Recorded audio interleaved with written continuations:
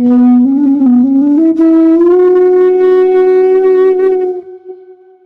would you define dharma in simple terms? And why is it considered the foundation of a meaningful life?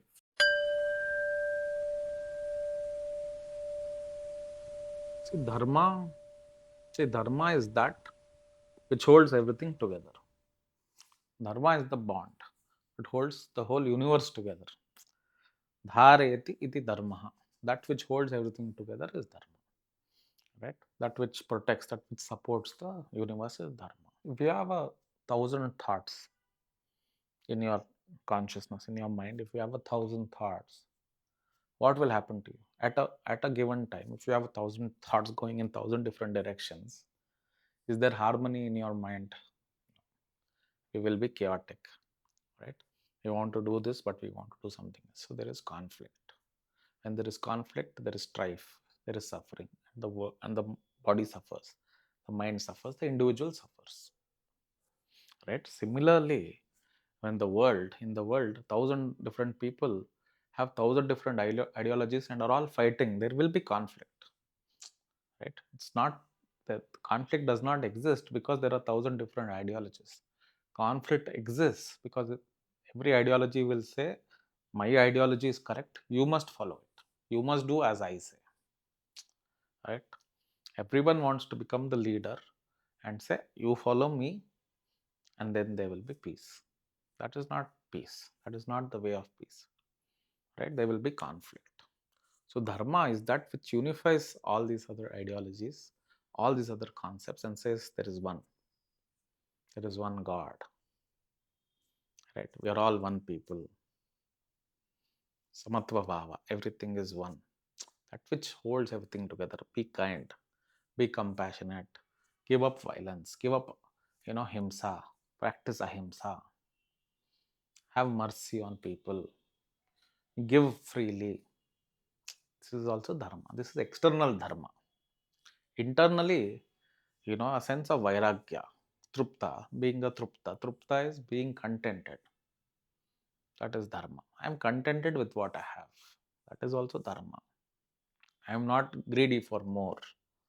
I am not lusting after someone else's wife.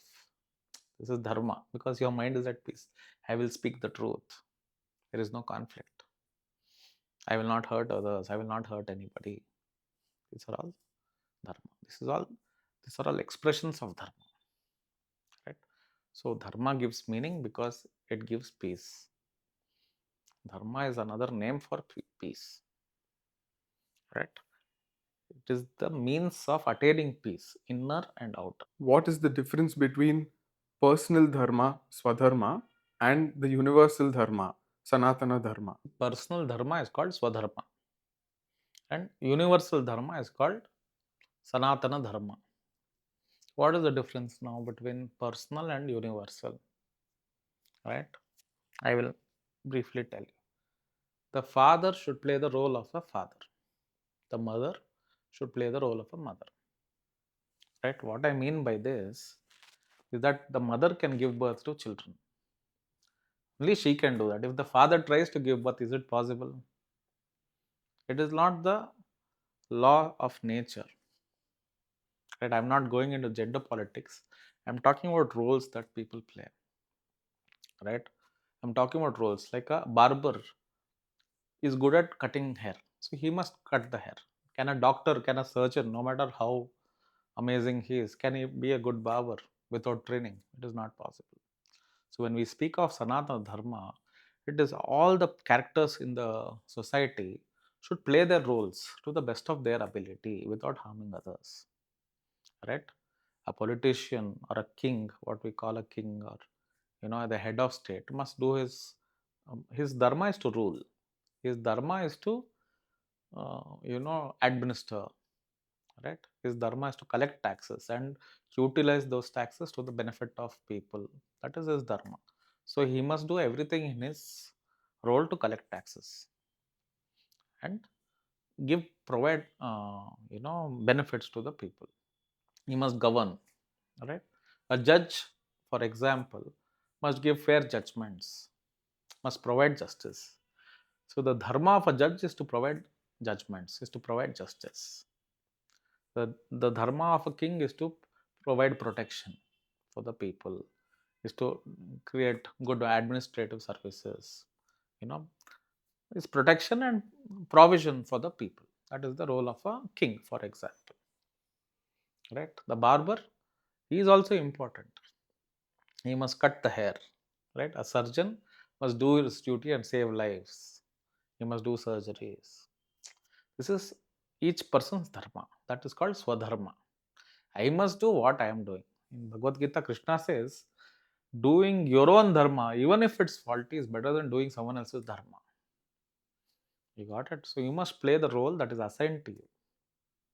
Right? Suppose I am teaching on video, for example, or I am writing books. That is my dharma. That is my personal dharma. I must do that to the best of my ability. I must not try to manipulate anybody. I must not try to hurt anybody. I must not try to misguide anybody. I must try to provide a real value to whoever is watching. Their lives should be benefited by my teaching. This is my dharma. For example, a cook should provide scrumptious food, nutritious food.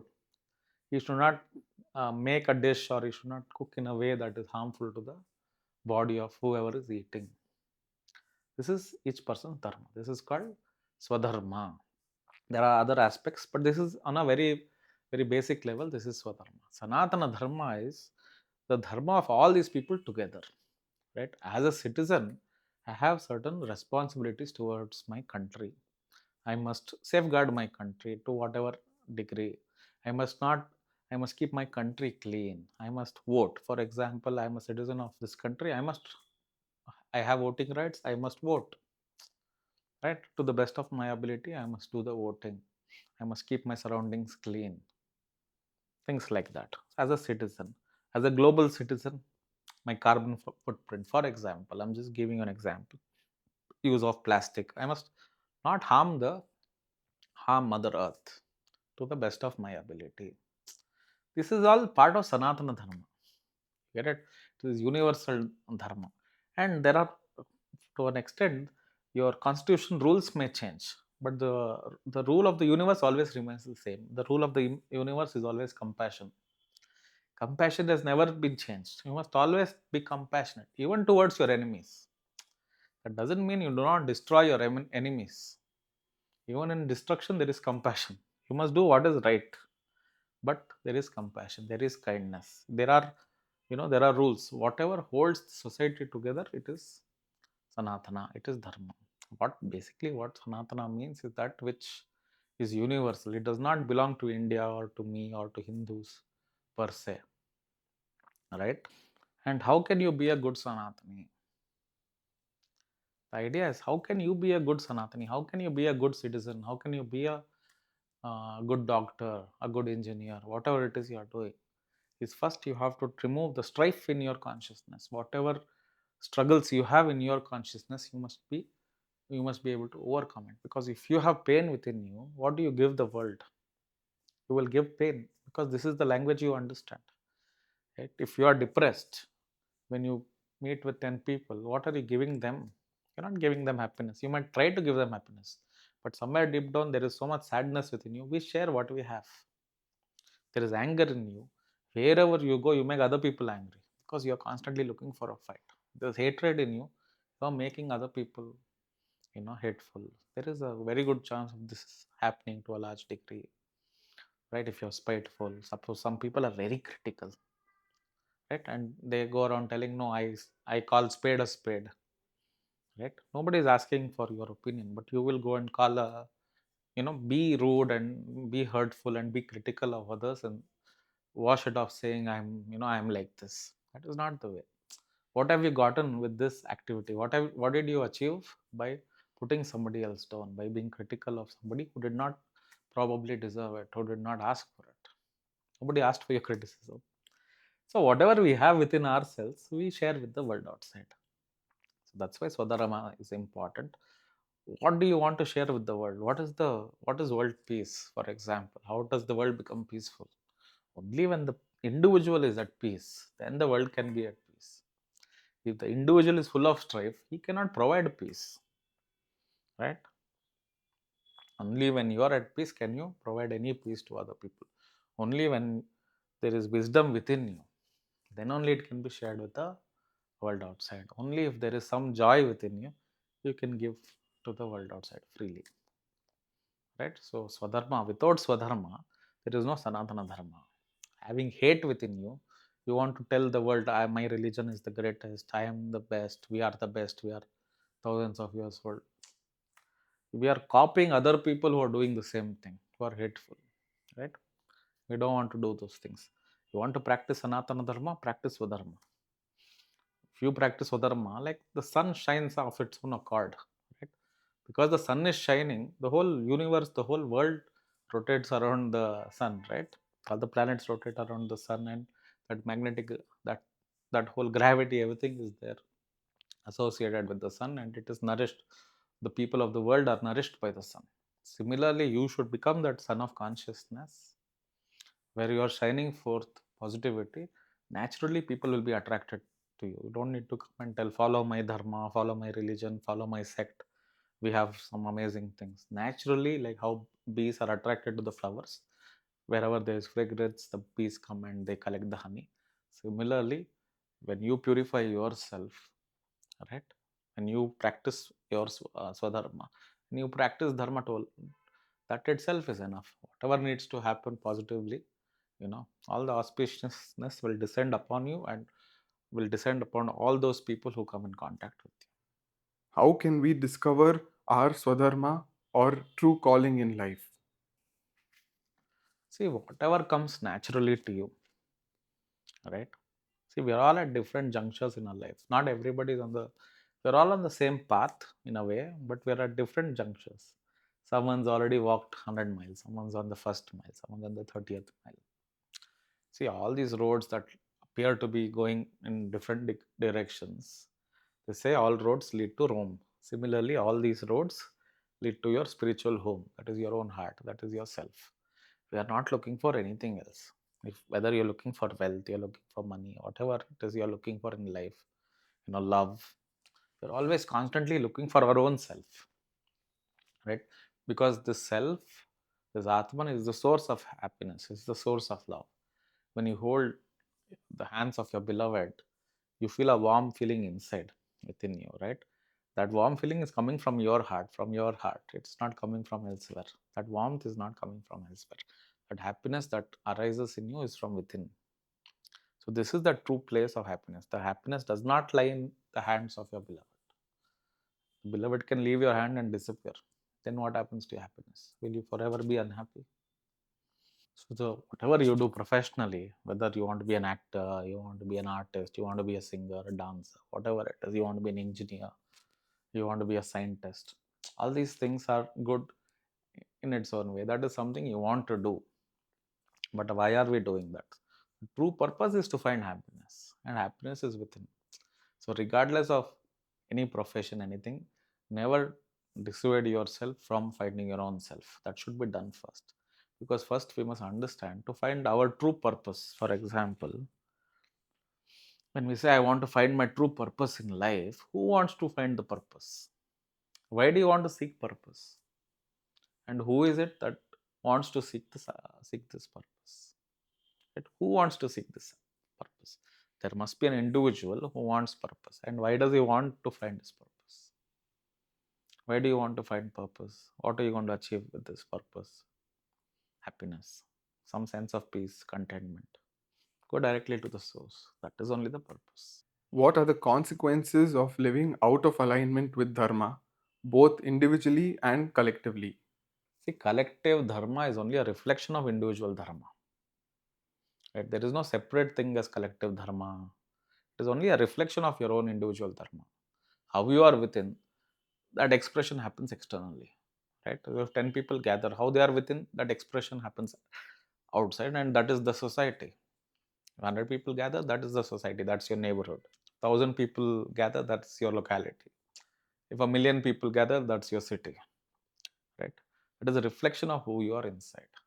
So if you are at peace inside, outside there will be peace. If you are angry, there will be angry. How can I say what are the consequences? It is self-evident. The consequences are You cannot attain peace unless you are peaceful within. Right? To seek peace outside, I'm not telling don't seek peace outside, but true peace can be achieved only when you are at peace within yourself. If I am angry with myself, if I am pissed off with something with myself, people around me also, I will be angry with them, I will find flaws, because that seed is within me. That seed will sprout as soon as there is a right, or a right opportunity. So we have to have, there is seed of joy, happiness and love and compassion also within us, right? So we have to grow those trees, simple as that. So first focus on what is inside before you try to change the world. Try to change it, be the change you want to see in the world. So naturally that will happen. What practices or principles can help us live in alignment with Dharma in today's chaotic world? See, the idea is, we all know the principles of Dharma. We have spoken about truth. We have spoken about a sense of friendliness, friendship with all people around us, non-violence, you know, not coveting that which belongs to others, no stealing, no hurting others, not being in conflict with others. That's the basic idea. And not just being not in conflict with others, but also not having conflict within ourselves, right? Being at peace with our own selves, with who we are, right? With our body, for example, with our mind. There are flaws. We are not saying we are perfect. I'm not seeking perfection. I'm seeking acceptance. Accept who you are. I have anger within me. I accept that anger within me, right? There is a sense of jealousy. Accept that there is jealousy. I'm not telling, be rid of it altogether whatsoever. Accept it and learning to live with it, right? That anger that arises in me is not because of people around me. If I put that blame on people outside, then I will never be rid of that anger. That anger first, anger is that which harms the carrier first, and then the people outside, right? So the first thing I would say is most important thing in this is understanding your own self. First thing is acceptance, accepting your flaws, and second thing is understanding who we are, understanding our true state. What do we need for this? To understand your true state, first we must need make time. If you're constantly on in front of a device, right? Your mobile phones and your televisions and your iPads and whatnot, there is no time for yourself. So first and foremost thing is make time for yourself. Spend some time daily in solitude. Even if you can get 20 minutes, half an hour, 1 hour, 2 hours, whatever you get, try to spend that time by yourself and utilize that time. Throw away all the devices. Utilize that time to discover your own self, rediscover your own self. That is good enough. What is rediscovering our own self? Asking, who am I? Where is this arising from? Where is this pain arising from? Where is this sense of joy arising from? Whatever it is within you that is arising, try to go to the root of it, right? See, at the root is real dharma. Your dharma is being your own self. Your true nature is Shiva, right? You're going away from Shiva, right? Shiva is that universal consciousness. Shiva is that Atman, right? Atman is unlimited. He is limitless. He is without adjunctions. He is of the nature of joy. He is of the nature of infinity, of eternity. We have taken that and made it into a limited adjunction. Instead of existing as consciousness, we have made ourselves a dot in consciousness. We have shrunk our consciousness to this dot and we are holding on to this thought, to this dot, and trying to give it happiness. The whole premise is flawed, and you will discover it. Millions of gnanis, rishis, and enlightened masters before you have discovered it. There is no reason why you will not discover it. We have to ask ourselves, who am I? That is the question. With this question, we can attain true dharma. Being as you are is dharma. Becoming is adharma. You become anything else. I am what I am is dharma. I am this, I am that. I want to do this, I want to do that, I want to achieve this. This is adharma. This is conflict with your own nature. First attain the self, then we will figure out what next. Thanks for watching. If you enjoyed this video, hit like and subscribe for more. With grace and gratitude, see you next time.